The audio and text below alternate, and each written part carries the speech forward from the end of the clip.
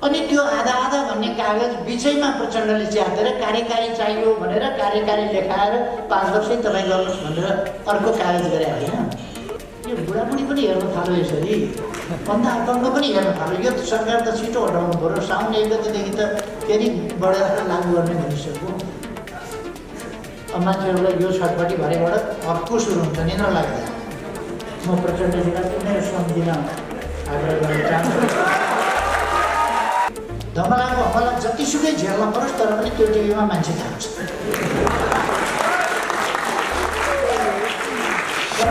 त्यहाँ पुगेपछि फर्काइदिन्छ। यदि कोही आउँदैन भने त्यसलाई ट्रेनले ट्यापो समातेर ठगो जान्छ। यस्तो म्याग्नेट छ ऋषि धमलासँग। भूमिगत मान्छे पनि त्यहाँ भूमिगत हिसाबले ल्याएर बोलाएर भूमिगतै फर्काउने त्यो सामर्थ्य पनि केही मान्छेहरूले आज देशको राजनीतिलाई धमिल्याउन खोजेका छन् आफ्नो निज स्वार्थका लागि, केही व्यक्तिहरूको निज स्वार्थका लागि। के यो देश प्रचण्ड भन्ने मान्छेको स्वार्थका पछाडि सधैँ जानुपर्ने हो? अनि एउटा मान्छेहरूले भन्ने गरेका छन्, लेख्ने गरेका छन्, आधा आधा भनेको थियो, खोइ आधा आधा। अनि त्यो आधा आधा भन्ने कागज बिचैमा प्रचण्डले च्यातेर कार्यकारी चाहियो भनेर कार्यकारी लेखाएर 5 वर्षै तपाईँ गर्नुहोस् भनेर अर्को कागज गरे होइन। त्यो पहिलेको कागज च्याते होइन एउटा। दोस्रो, उहाँले आधा आधा गर्ने भनेपछि त्यसमा के थियो भने आधा गरिन्जेल उहाँले सहयोग गर्नुपर्थ्यो। आधा भनेको 60-40 को कुरा हो। हाम्रो बाँड्ने चलन त्यसै गरी थियो। ल छोडिदियो। अढाई वर्ष गर्यो। त अढाई वर्ष गर्दा तपाईँहरूले सबैले सुन्नुभयो। त्यसपछि पनि मैले भने अहिले चैतमा महाधिवेशन गरौँ, अध्यक्ष हुनुहोस्, रोक्नुपर्छ। चैतमा महाधिवेशन गरौँ, अध्यक्ष हुनुहोस्। चैतमा महाधिवेशनको म्याद पनि तोकिएको थियो नि त। तपाईँहरूले सबैलाई सम्झना छ। यो चैतमा महाधिवेशनको म्याद तोकिएको थियो, यही 25 गतेदेखि 30 गतेसम्म। यो 25 गतेदेखि 30 गतेसम्ममा त अध्यक्ष माधव नेपाल जसलाई अध्यक्ष हुन मन लाग्यो भइहाल्थ्यो। त्यसमा मैले त म हुन्न भनेर भनिदिएकै थिएँ। यति हतारो लाग्यो कि त्यो कामदारीवाला पनि हात तुरन्तै चाहियो, अहिले चाहियो। त्यो पनि नभए मसँगै अध्यक्षमा चुनाव लडेर हारेका मान्छे महाधिवेशनबाट ल्याउनु भन्दाखेरि हुँदैन। बिचैमा हारेको मान्छे जितेको मान्छेसँग मलाई चाहियो। धन्न मेरो निर्वाचन क्षेत्रको उहाँ पर्नु भएन छ, नत्र मेरो निर्वाचन क्षेत्रमा भए चुनाव पनि हारिसकेपछि मलाई चाहियो भन्न थाले। त्यस्तो मान्छे मेरो निर्वाचन क्षेत्रमा भन्न रहन्छ, नत्र भने उहाँले चाहियो भन्न थाले। यस्ता खालका कुरा माधव नेपाललाई मैले तेस्रो अध्यक्ष पनि होस् भने अरूले उचालिदिए, कहाँ तपाईँ चाहिँ अब तेस्रो भइराख्ने, तपाईँ त ठुलो मान्छे हो भनेपछि खान्न भन्नु।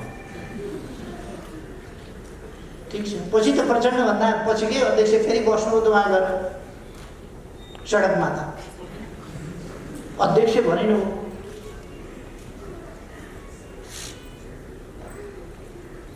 म सानो हुनुभन्दा अगाडि बडो चल्थ्यो। म सानो हुनुभन्दा अलिक अगाडि केटाकेटीहरू बिहे गरी खेल्थे। दुला हुन्थ्यो, दुलै हुन्थ्यो, कोही बाजा बजाउने, कोही घोष लगाउने, यस्तो बिहे गरी खेल्ने भन्ने एउटा खेल हुन्थ्यो। अलिक मेरो पालोमा अलिक भएन, मभन्दा अलिक अगाडिसम्म चाहिँ यो खेल बडा चल्थ्यो। हाम्रो समाजमा केटाकेटीहरू खेल्थे, बिहे गरी खेल्थे, दुला हुन्थ्यो, दुलै हुन्थ्यो। खेल सिद्धिएपछि सिद्धियो। त्यहाँ त प्रधानमन्त्री पनि भइहाले, अध्यक्ष पनि भइहाले, के भए, 10 जनालाई पार्टीबाट निकाले, सडकबाटै पार्टीबाट 10 जनालाई निकाले, उपनेता पनि निकाले, अनेक निकाले, महासचिवलाई पनि निकालिदियो, अर्कोलाई पनि निकाल्यो। हो सडकबाटै, सडकको राज।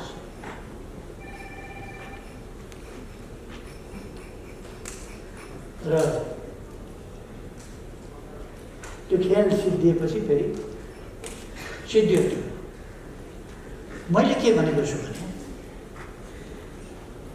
मलाई प्रधानमन्त्रीमै बस्नुपर्छ भन्ने छैन, तर एकाध मान्छेलाई हतारो भयो भनेर ती मान्छेको तीव्र महत्त्वाकांक्षा, व्यक्तिगत स्वार्थ, देश बनाउने उहाँहरूको कुनै कुरा होइन, कुनै कुरा छैन।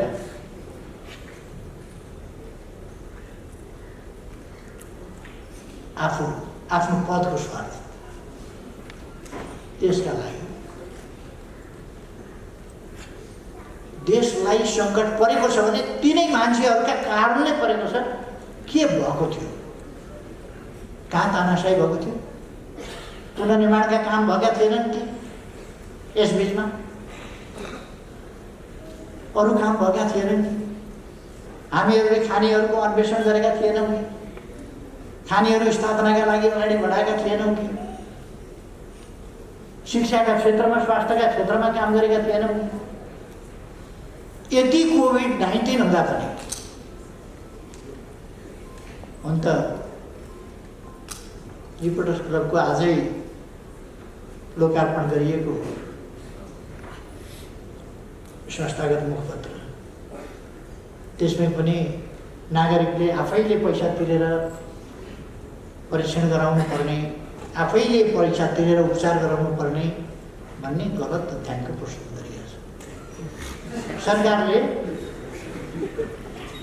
परीक्षणको पैसा सरकारले तिरेको छ। अब कहीँ कतै गएर तपाईँले सरकारले नदेख्ने ठाउँमा गएर परीक्षण गराउनु भयो, निजीतिर गएर कतै परीक्षण गराउनु भयो भने त निजीले त लिन्छ होला।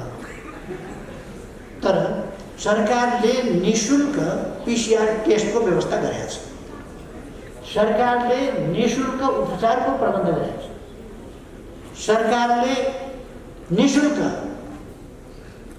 धेरै देशहरूमा, हामीभन्दा धेरै विकसित देशहरूमा खोप छैन, हाम्रो देशमा खोप पनि ल्याएको छ र लगाइ पनि 20 लाखलाई लगाइसकेको छ। हिजो मात्रै पनि हामीले 8 लाख डोज खोप फेरि दियौँ, चाइनाबाट अनुदान स्वरूप प्राप्त खोप। अनुदानमा प्राप्त भएको त निःशुल्क लगाइदिने नै होइन, त्यो मात्रै होइन, किनेर भए पनि जसरी भए पनि सम्पूर्ण जनतालाई निःशुल्क खोप सरकारले उपलब्ध गराउँछ भनेर हामीले डिक्लेयर गरेका छौँ। अनि अब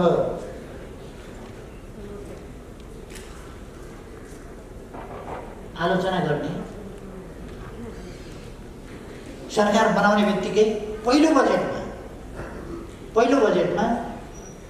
यो किन गरिएन, त्यो किन गरिएन, ज्येष्ठ नागरिक भत्ता किन बढाइएन भनेर धुम मचायो पहिलो बजेटमै। र हामीले गत बजेटमा बढायौँ। सामाजिक सुरक्षाका प्रबन्धहरूको क्षेत्रमा थुप्रो काम हामीले गर्यौँ।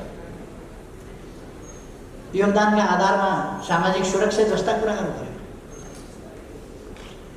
त्यसर्थ अरू पनि सामाजिक सुरक्षाका कामहरू हामी गर्दै जान्छौँ। अब पनि साउन 1 गतेबाट सामाजिक सुरक्षा भत्ता अलिक बढ्छ नै, लागु हुने गरी साउन 1 गतेबाट लागु हुने गरी बढ्छ। अब कसैलाई आपत्ति लाग्छ भने फेरि मैले भनिदिन्छु, आपत्ति लाग्छ भने सामाजिक सुरक्षा भत्ता साउन 1 गतेबाट लागु हुने गरी बढाइनेछ। अब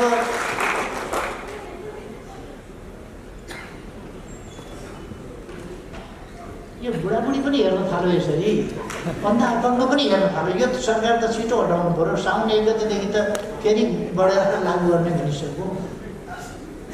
अब मान्छेहरूलाई यो छटपट्टि भरेबाट अर्को सुरु हुन्छ, निद्रा लाग्दैन।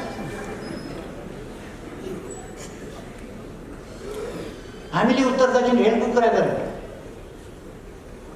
हामीले के अरे काठमाडौँ रेल, काठमाडौँ रक्सौल रेलको कुरा गऱ्यौँ, पूर्व पश्चिम रेल अब छिटै शिलान्यास गर्दैछौँ, पूर्वबाट छिटै शिलान्यास गर्दैछौँ। अहिले कतिपय ठाउँमा बाटोहरू बनिरहेका छन्, राइट अफ वे स्पष्ट गरिएको छ, त्यहाँ क्षतिपूर्ति दिने अधिग्रहण गर्ने कामहरू भइरहेका छन्। रेल ल्याएर धेरै वर्षपछि रेल ल्याएर रेल किनेर आफ्नै रेल अब छिटै नै सञ्चालन गरिँदैछ। आफ्नै रेल बर्दिवाससम्म अब रेल छिटै सञ्चालनको शिलान्यास गरिन्छ। रेल किनेर ल्याएको तपाईँहरूले अस्ति नै हेरिसक्नु भएको छ। रेल किनेर ल्याइसकेको छ, सञ्चालनको तालिम नै आउने। हाइवे मध्य पहाडी राजमार्ग, मध्य भण्डारी राजमार्ग, पूर्व पश्चिम राजमार्ग, हुलाकी राजमार्ग, पूर्वदेखि पश्चिमसम्म सिमाना, दक्षिण सिमानाको छेउ अलिक माथि, त्यसभन्दा अलिक भित्रबाट र मध्य पहाडबाट र तीसँग लिङ्क गर्ने अरू बाटाहरू, राजमार्गहरू, जसले गर्दा यातायातलाई अब नेपाल कहीँ पनि खासै दुर्गम रह्यो भन्ने स्थिति नरहने, कहीँ पनि दुर्गम नरहने गरी हुम्लामा केही किलोमिटर खोल्न बाँकी छ ट्र्याक। त्यसबाहेक हुम्लाको सदरमुकाम सिमीकोट पनि पुगेपछि देशका सबै सदरमुकामहरू जोडिए। अब हामीले हाइवेहरूबाट पालिकाका सदरमुकामहरू पनि जोड्ने, पक्की सडकले जोड्ने अभियान सञ्चालन गरेका छौँ। केही बुद्धिजीवीले टिप्पणी गरे भाइ, यो सदरमुकाम जोड्ने एकैचोटि 309 अस्पताल, कहिले अस्पताल शिलान्यास गरेका छ, कहिले कति 210वटा बाटो एकैचोटि शिलान्यास गरेका छ। यो त अचम्मै हुँदा करिब 5000 जसो विद्यालयलाई अब छिटै नै हामी 5 अरबभन्दा बढी रकम विद्यालयको पूर्वाधार विकास लगायतका काममा छिटै नै तुरुन्तै वितरण गर्दैछौँ। 5 अरबभन्दा बढी रकम शिक्षाका क्षेत्र होस् कि स्वास्थ्यका क्षेत्र होस् कि सबै क्षेत्रहरूमा देश अगाडि बढेको छ र बढाइनेछ। समृद्ध नेपाल, सुखी नेपाली नारा होइन, गन्तव्य हो।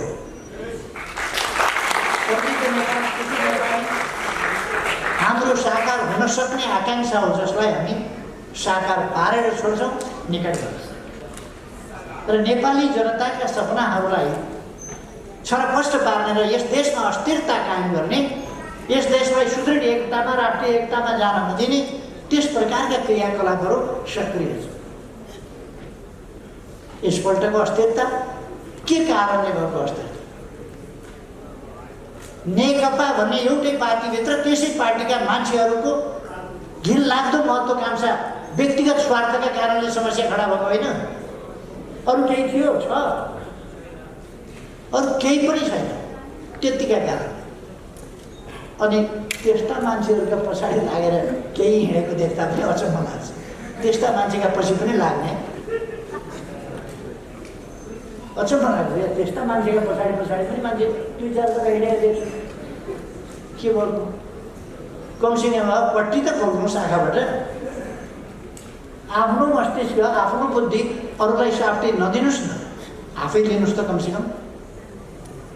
केही मान्छेहरू देखेर त अचम्म लाग्छ। आफ्नो खोपडी अरूलाई साफ राख्न दियो भने आफू चाहिँ पछि यो किन गर्ने? जनताले त्यो गरिराखेका छैन, जनताले त्यो गरिराखेका छैन। तर केही मान्छे छ भोटु बजाउन सिपालु, प्राय अहिले आफूलाई ठुलै हुँ भन्ने ठान्ने त्यस्ता मान्छेहरू नै त्यसमा लागेर देखिन्छ। खैर, हामी नेपाली जनता सचेत भएका छौँ भन्ने मलाई लाग्छ। त्यसकारण नकली कुरा गरेर पार्टी किन फुटाइदिएको हो भन्ने, निर्वाचन आयोगमा गएर पार्टी एउटै बनाएर थपक्क दर्ता गर्न कसले रोकेको छ? कसरी रोकेको छ? अनि अदालतमा एउटै पार्टी गरी गर न, एउटा पार्टी अदालतले गरिदिने हो। एउटा पार्टी, यो पार्टी मिलाइदिने काम अदालतको हो। म पनि महन्तजीको पार्टी मिलाइ पाऊँ भनेर निवेदन हाल्छु।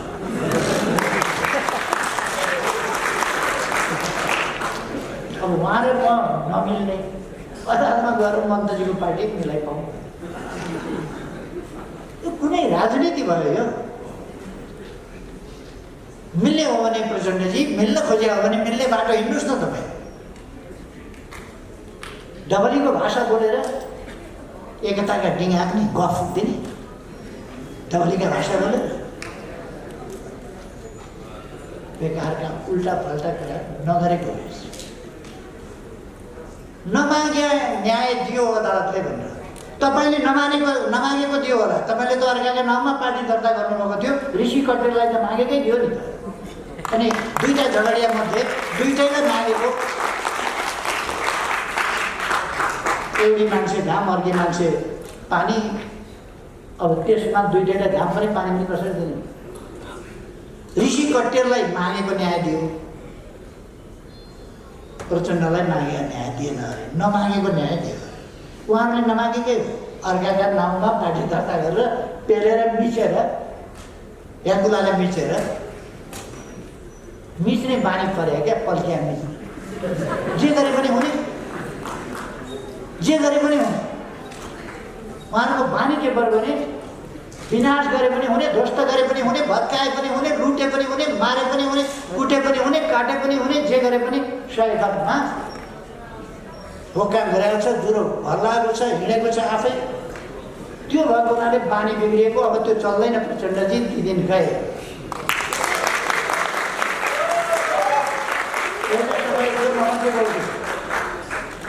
मान्छेहरू तपाईँका हतियार, तपाईँका लडाकुसँग डराउने समय थियो।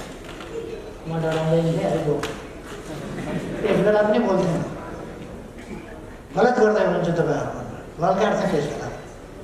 आज त तपाईँका सुकट सेना पनि छैन, तपाईँसँग हतियार पनि छैन। ती दिन त गए त। अब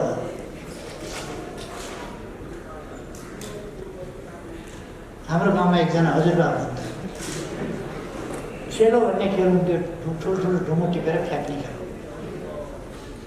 अनि हजुरबाले भैँस सम्झिनु भएछ। यत्रो ढुङ्गो त म त्यहाँ पर फालिदिन्थेँ, कहिले आउँछ यता हो ढुङ्गो समात्र यसो गरेर हल्लाउनु फुत्त फ्याँक्दा कम्मर सड्कियो क्या। उहाँले आफू बुढो भएको थाहा पाउनु भएन छ। भैँसै सम्झिएर सेलो फाल्न खोज्दा कम्मर सड्कियो। म प्रचण्डजीलाई उमेर सम्झिन आग्रह गर्न चाहन्छु। उमेर सम्झिएर सेलो फ्याँक्न नखोज्नुहोस्, ढाड सड्किन्छ। त्यो जमाना गयो। समय चाहिँ फेरि यस्तो चिज हो नि, फर्केर आउँदैन समय, कहिल्यै फर्केर। त्यो त अगाडि नै जान्छ, बगिरहन्छ, खोलाको पानी जस्तै बग्दै जान्छ। अब अरू विषयहरूमा आज किन जाने, रिपोर्टर्स क्लबकै कुरा गरौँ। ऋषि धवलाका मेहनत, परिश्रम एउटा ग्रासरुटबाट उठेर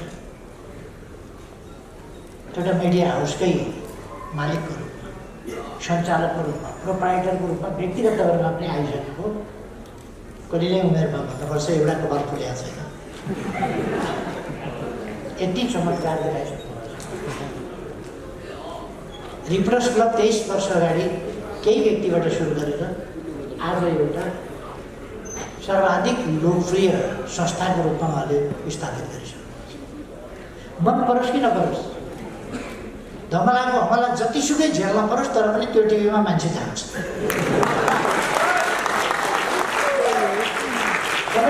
त्यहाँ पुगेपछि फर्काइदिन्छ, फर्काइकन दिने। चर्को हमलाको सामना गर्नुपर्छ भनेर घरदेखि मन बनाएर मान्छे जानुपर्छ, तर पनि त्यसलाई उपेक्षा गर्न सक्दैन। त्यहाँ पुग्नै पर्छ, जानै पर्छ बोलाएपछि।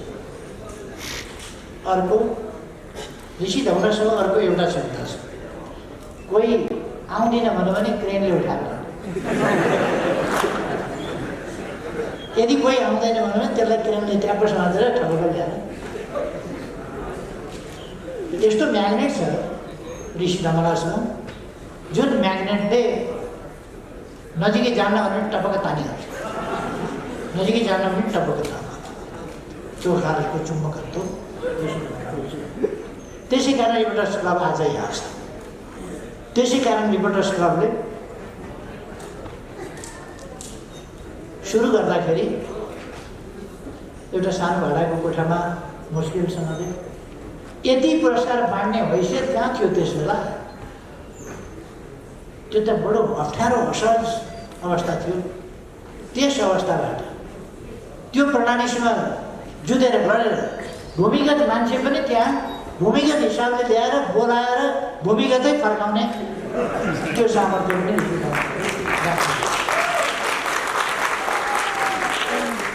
कल्याणमा परेका, कुनामा परेका, स्याडोमा परेका त्यस्ताहरूलाई पनि फुटमा ल्याउने त्यो काम पनि नसोचेका इस्युहरू कहिले कहिले सट्ट सामनेमा ल्याइदिने र त्यसले कुन इस्यु कति बेर ल्याउन पर्छ अगाडि त्यसमा भौतिक कुशलतापूर्वक काम गर्थ्यो, गरिआएको छ र त्यसमा सबभन्दा बढी स्मार्टनेस ऋषि ढमला। त्यसकारण ऋषि ढमलालाई स्मार्ट पुरस्कार, स्मार्ट पत्रकार पुरस्कार दिनु उचित। स्मार्ट पत्रकारिता पुरस्कार मेरो सिफारिस है, तपाईँहरूले जान्नु पर्छ।